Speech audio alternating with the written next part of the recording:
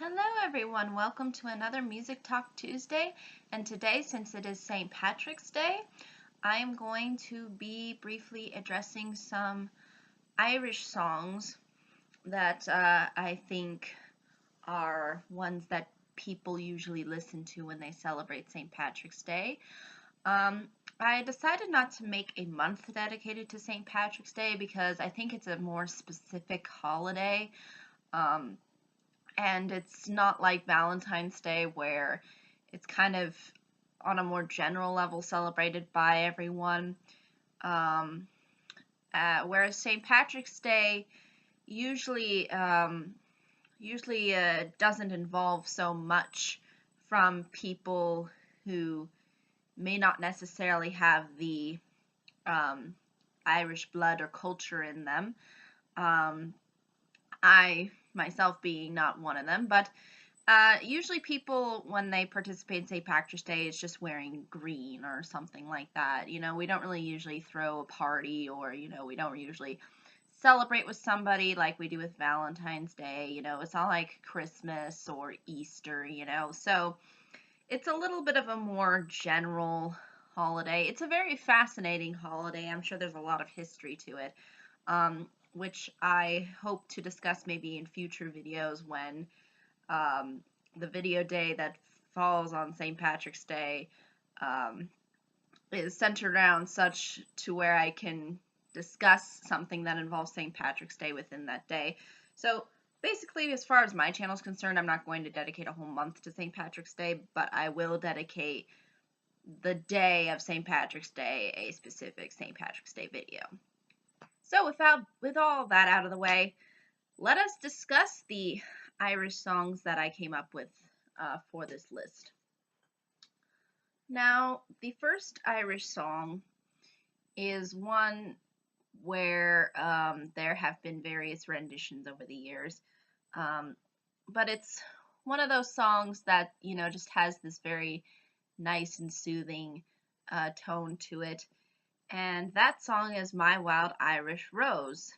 Now, not only is this song very sweet and has this level of sincerity to it, it also has a delicacy, um, a delicate nature to it. And I think that's only because they're discussing a flower, so they would treat it as, something delicate, something precious.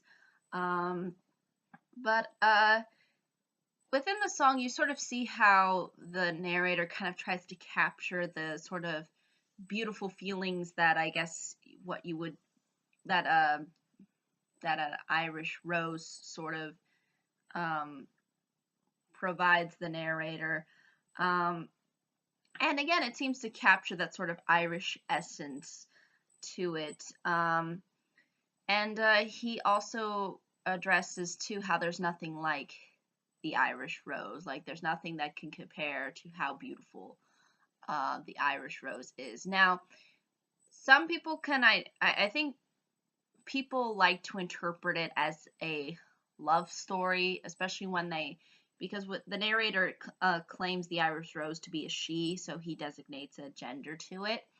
But I think it could also mean, Ireland. Like sometimes people will call certain lands a she.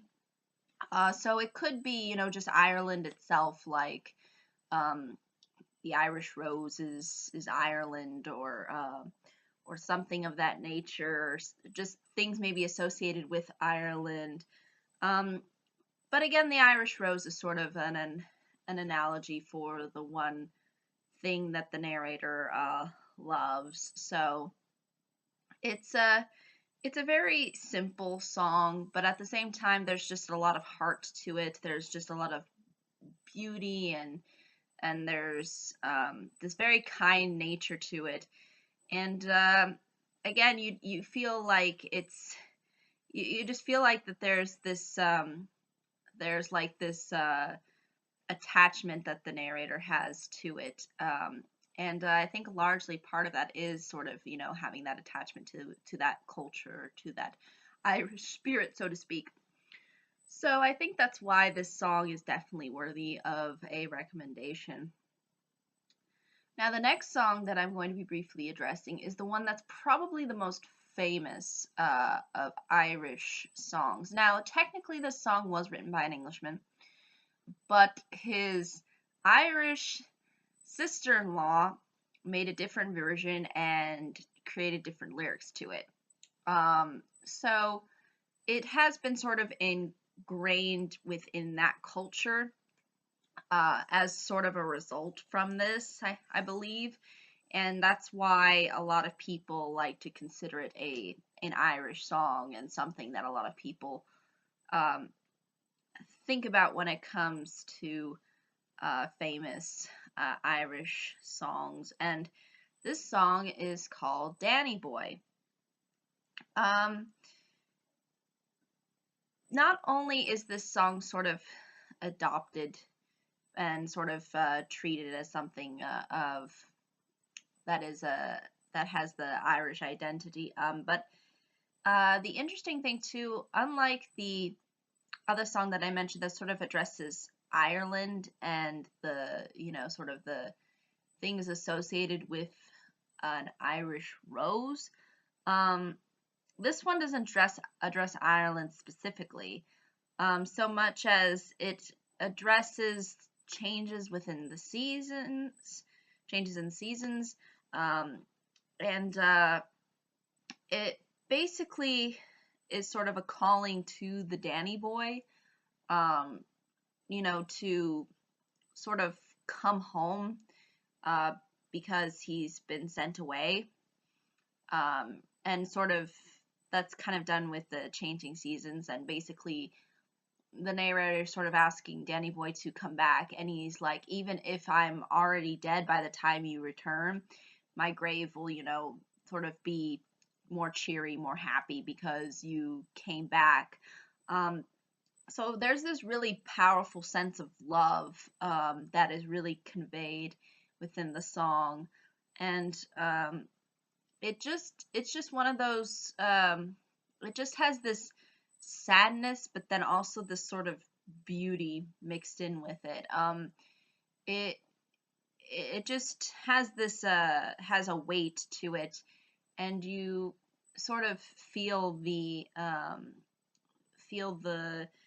weight through the vocals and through the instrumentals too. So it's just one of those songs where I think it's really remembered for a good reason, and it's it's it's nice to see how it kind of captures that sort of uh, that sort of culture, but addresses things in a more broader perspective within the lyrics, and tries to make it more than just about Ireland and about you know about some about a sort of a story of um, of love, and of uh, missing somebody.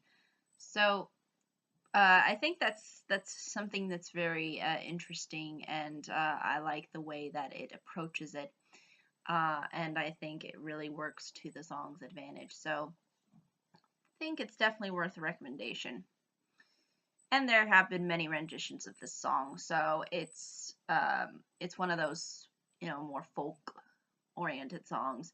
So you're going to get a lot of different interpretations, but I'll try to pick the one that I find to be the most true to maybe the kind of Irish, I guess you could say the most traditional sort of Irish interpretation of the song.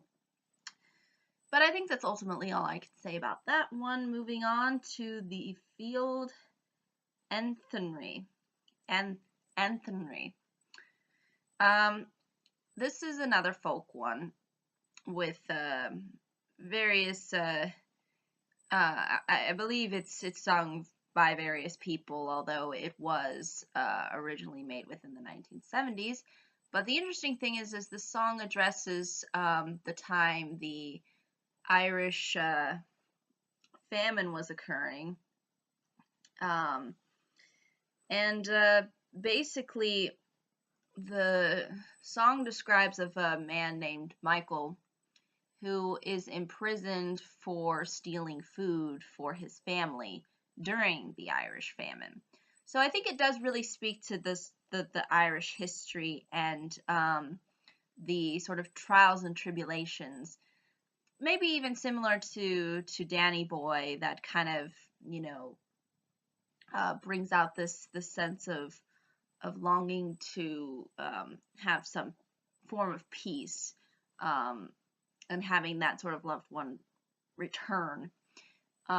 So there is, I think, this this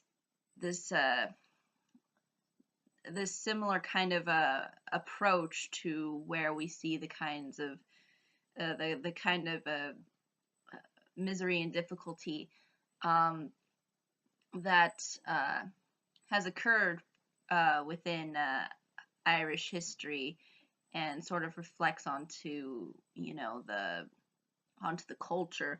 But even though the song does represent and convey sadness in probably in a very raw way, it also brings out this kind of beauty of hope, and wanting to basically return to the Fields of Athenry, and just looking back kind of on the past times before imprisonment occurred.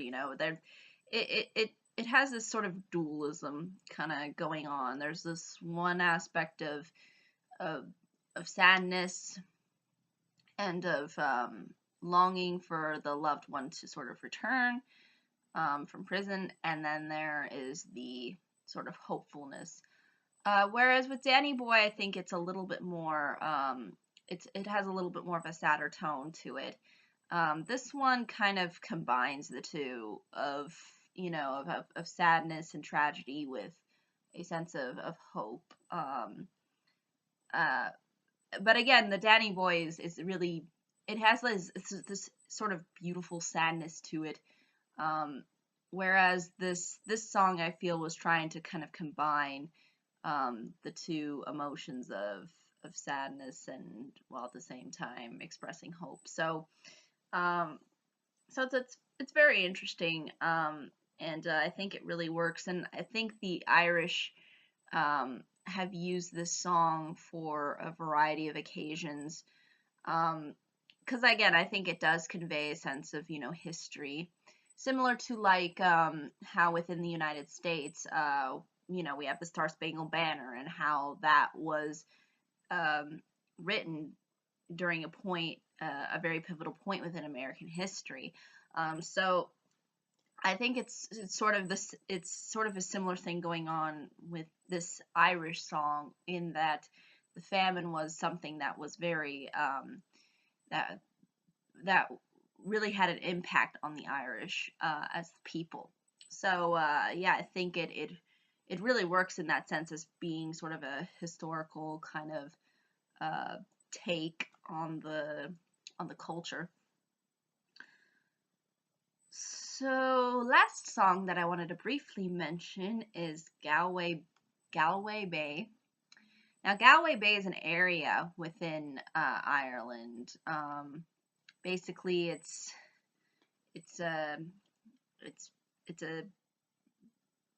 sea area, or just a location on the coast, so to speak. And the song already sounds very touristy, in that they try to paint Ireland as this very beautiful, just picturesque place where there are no problems, and well, again, the song at points makes it seem that way, with just how it tries to paint the scenery and the people, and it just tries to give you a picture of this area within Ireland. And again, instrumentally, there's this kind of wonder, there's this simple kind of beauty to it, just kind of just sitting back and enjoying life, and and experiencing the Galway Bay.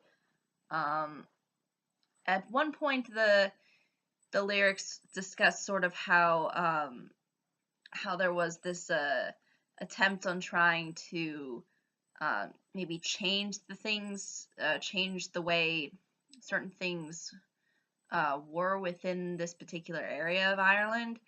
You could probably say Ireland in general, but ultimately the true essence of Ireland still kind of remains. So I think that's another point to make when it comes to this song. But I think it's definitely very interesting. Usually, this is probably the song that's kind of like the American song, uh, you know, oh beautiful for spacious skies, for amber waves of gray. Oh, waves of gray? Yeah, I think so. I apologize. I'm even losing the lyrics. For purple mountains, majesties. Um, you know, from sea to shining sea, that kind of scenery, so to speak, is kind of what this song sort of conveys. It's this similar idea of, of what this area within Ireland kind of offers. So in a similar way as to how we try to showcase how within the States how America is like. But yeah, those are the 4 songs that I wanted to address for this St. Patrick's Day list. I'll be sure to put links below to the ones that I find to probably be the most um, true to their um, to the most true to the essence of the songs. I'm sure there's people that would like various different interpretations. If they would prefer a different interpretation, I would be more than happy to link one to you if you would prefer to listen to one different version of Danny Boy or something of that nature. I can do that, no problem. But I'm just going to, for the sake of not having a huge amount of linkage listings, I'm just going to pick the best ones that I find out of all the various renditions of these songs. But I think that's really ultimately all I can say. But again, if there are any questions, comments, concerns, I'd be more than happy to answer them. Thank you so much for watching. I hope you all have a pleasant day, week, month, and year. And I hope to see you all in the next video. Take care. Bye-bye.